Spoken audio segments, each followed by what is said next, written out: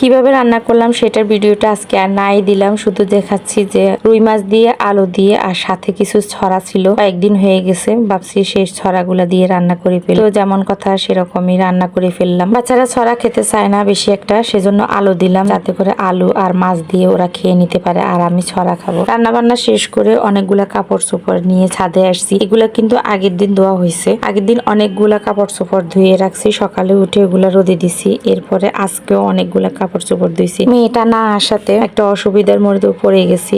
সব সময় কাপড় চোপড় ঘরের কাজকর্ম করতে করতে আমার অবস্থা খুবই খারাপ। তো দেখাচ্ছি প্রথমে যেগুলা দিছি ওইগুলা কালকের ছিল, আজকে দেখেন ছাদ ভর্তি কাপড় চোপড়, সব আমাদেরই কাপড় চোপড়, আর একটুও জায়গা নাই যে অন্য কেউ এসে ছাদে কাপড় চোপড় দিবে। দেখাচ্ছি এই কারণে যে প্রতিদিন কতটুকু কাজ করতে হয়। অনেকে আছে যারা কাছের মানুষ, তারা বোঝে না যে সারাদিন আসলে কি করি। সারাদিন আসলে এইসব কাজকর্ম করতে করতে আমাদের দিন চলে যায়। অনেকের কাছে শুনতে হয় যে আমার নাকি কাজকর্ম নাই, সেজন্য আমি সারাদিন ফেসবুক নিয়ে পড়ে থাকতে পারি। তো এখানে হচ্ছে আমি অনেকক্ষণ দাঁড়ায় ছিলাম যে দুইটা ভোমর মনে হয়, নাম জানি না, সেগুলো দেখে মধু খাচ্ছে মনে হয়, দেখে খুব সুন্দর লাগতেছিল, এই জন্য একটু ভিডিও করে নিলাম। তারপর সব কাজকর্ম শেষ করে খেতে আসলাম। বড় ছেলে খাবে না, একটু পরে খাবে, আর ছোট ছেলে এখনো আসে নাই। তো ভাবলাম যে একাই খেয়ে নিই, কারণ আমার অনেক খিদা লাগছে, অনেক কাজকর্ম করছি সেজন্য। ঝোল অনেকগুলো রাখছি তরকারিতে, দেখেন অনেক ঝোল কমে গেছে। একটু ঝোল ঝোল করে রান্না করি যাতে করে ঝোল দিয়ে খেতে পারি। আমার কাছে ডালের থেকে ঝোলটা একটু ভালো লাগে, সেজন্য আমি একটু ঝোল ঝোল করে এইসব তরকারি এগুলা রাখি। আর ঝোলটা অনেক কমে গেছে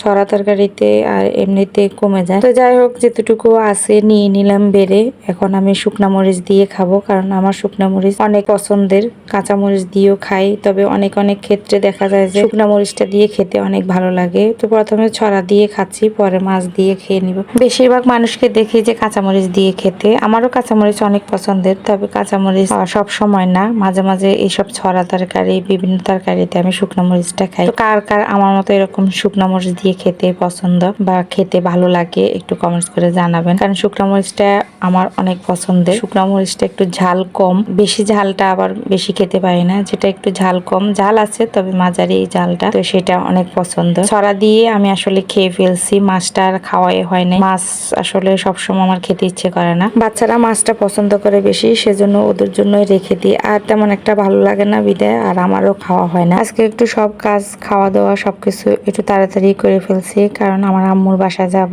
সকাল থেকে ফোন দিচ্ছে একটু যাওয়ার জন্য। আর আমার ভাইটা অনেকদিন পর আসছে, তার সাথে একটু কথা বলবো, সেজন্য খাওয়া দাওয়া শেষ করে তাড়াতাড়ি করে ছোট ছেলেকে নিয়ে আম্মুর বাসার উদ্দেশ্যে রওনা হয়েছি। আর ছেলে তো আমার রিক্সা ছাড়া যাবে না, সে রিক্সা উঠবে। অল্প একটু পথ হাইটেও চলে যাওয়া যায়, আর আসলে প্রচন্ড রোদ, স্কুল থেকেও রোদ দিয়ে আসছে। তো আর কি করা, মা ছেলে দুজন রিক্সায় করে ওর নানুর বাসা যাচ্ছি। তো আজকের মতো বিদায় নিচ্ছি, সবাই ভালো থাকবেন, সুস্থ থাকবেন, আমার জন্য বেশি বেশি করে একটু দোয়া করবেন। সবাইকে অনেক অনেক ধন্যবাদ, আল্লাহ হাফেজ।